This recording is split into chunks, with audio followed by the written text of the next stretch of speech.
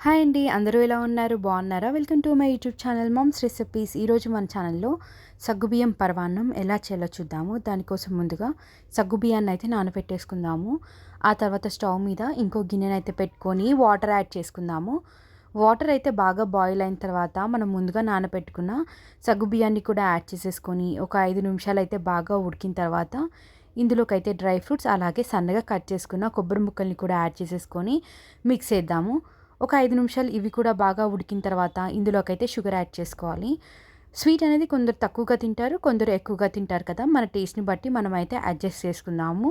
ఒకసారి మిక్స్ చేసుకొని షుగర్ అంతా మనకి కరిగిపోయిన తర్వాత ఇందులోకైతే మనం ముందుగా హాఫ్ లీటర్ మిల్క్‌ని అయితే బాయిల్ చేసుకొని చల్లార్చుకున్నాను.